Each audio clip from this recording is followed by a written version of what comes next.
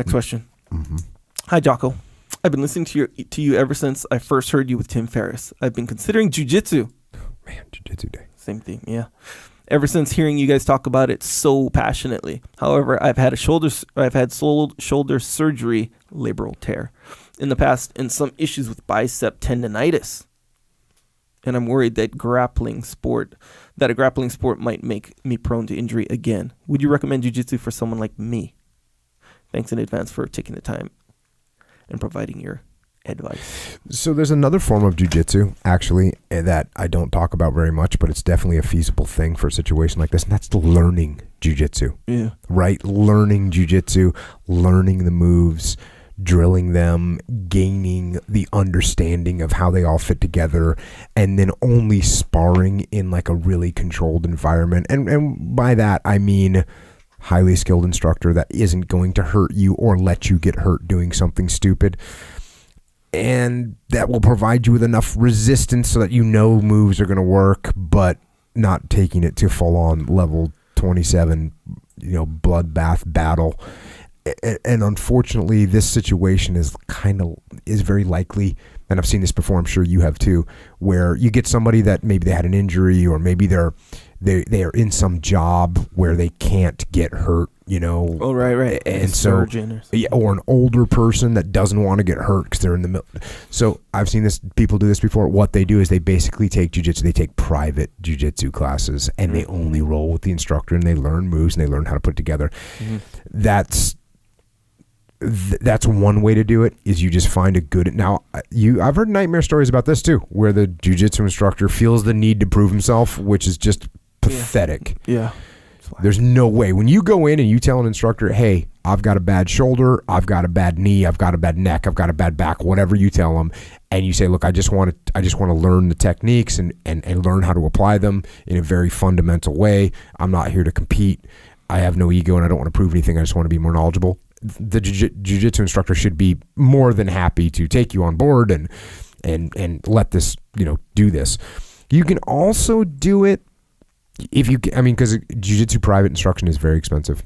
Mm-hmm. You can also do it in a group setting, but what you have to do is you have to keep your ego completely in check, unlike anything you've ever tried before. Because every idiot, and by every idiot, I mean every human being on earth, all of them, you take that person, if I take a person that weighs 145 pounds, who's never trained any jiu-jitsu or wrestling before, and I say, okay, you want me to teach jiu-jitsu here, I'm going to put this arm lock on you. Mm-hmm. And I take their arm, and I say, okay, so this is what it feels like when you get arm locked. Their instinct is, well, how are you going to get my arm there? You won't be able to do that, and they're going to fight it. Mm-hmm. They're going to fight it. Always going to fight it. So everyone's ego gets involved. So you have to just completely put your ego in check, because you think, oh, I'm going to roll with this guy over here, but I'm going to think I'm a little bit stronger than him, and you just get hurt. That's how you get hurt. Yeah. Especially if you have pre-existing injuries. So you have to do that. You have to find the right training partners that are completely mellow and have nothing to prove and are very relaxed and experienced in jiu-jitsu. So if they do catch something that's going to be a little bit awkward, they say, oh yeah, man, I just let you go. No big deal. No big deal at all.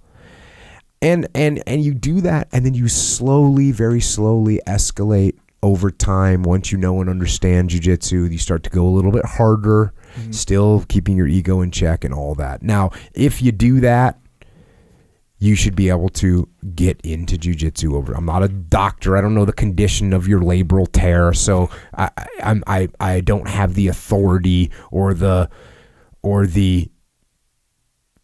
proper credentials to give you the go ahead. But if you do what I just said, you should be okay. Now, the problem is that it's hard to do what I just said. It's hard for everybody because everybody's competitive, and jiu-jitsu is a very competitive thing. And when I say competitive, it's mentally competitive. It just makes you think, I want to know. I had these guys in the other day. These guys are, senior executives learning jiu-jitsu for the first time, didn't know anything. And I taught them, the oompa and the elbow escape to escape them out.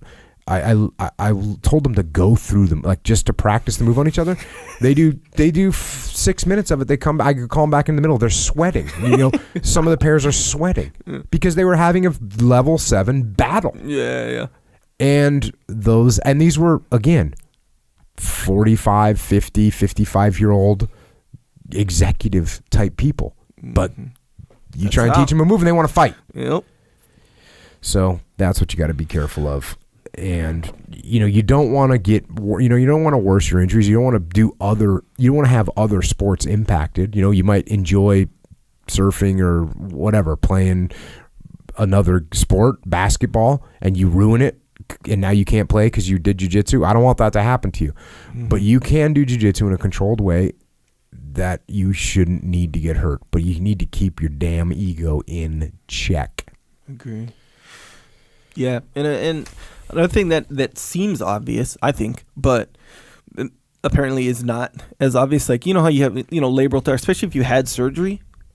If you had surgery and bicep tendonitis, these are all things that, like, if you do you got to do a separate program, but you do rehab, like, you'll improve that. And that's really the main thing with these injuries. How people, whether they have back or they have shoulder stuff, that they get surgery, they get it fixed, but it's still, you're just going to have that for the rest of your life kind of thing. Bro, if you focus on rehab, like, it's a straight up workout where, don't push it, because that's not what rehab is. No, you rehab it. But you focus on that like it's an actual program, like a workout program. Take it seriously. Bro, you can... A lot of times you can get rid of these things fully, especially like tendonitis, bicep tendonitis. Like, I had surgery on my bicep, straight up torn off the bone surgery. So of course I'm going to be prone to tendonitis, but you got to treat it like it's like that's another thing of your body that you got to develop, Got to focus on the tendonitis, So, I would recommend that big time. And you'll be more compelled to do it when you find out how fun jiu-jitsu is, and you're like, shoot, I could be like getting after it, rolling way better if my shoulder like just felt better. And you go do some extra stuff, like all these little rotator movements for your shoulder, because I had shoulder too. Sarge, like during a demonstration, Sarge gets nuts sometimes. Doing a demonstration, pulls my shoulder out, which was kind of hurt from like the day before from, remember Ryan Gillespie? Oh, yeah. Yeah. So he hurt my shoulder, then Sarge hurt it the next day. Anyway, so I was jacked. Couldn't do any pressing, whatever. Do those little, you use those rubber band things. Yeah. And I would use the cables at the gym at 24 Hour Fitness. And it brings it back. Yeah. And tendonitis, same thing. You can get therapy and stuff like that. Do that, man. And it'll help it. So if you didn't do any kind of rehab and then you just jump into jiu-jitsu, it's like, you're going to be way more prone. Yeah, and the disclaimer here is like, it's jiu-jitsu. Yeah. It's a contact sport, and you're going to get twisted up. And if you're scared of getting twisted up and you are a concert pianist, or you're a surgeon, you need to accept the fact that this is a full contact sport, and you can definitely get hurt. And we have an actual surgeon. We got several doctors, but we have an actual hand surgeon. And Dr. Luke trains no gi, does it all, full speed all the time. Black belt, by the way. Yeah, black belt, by the way, MMA fighter too.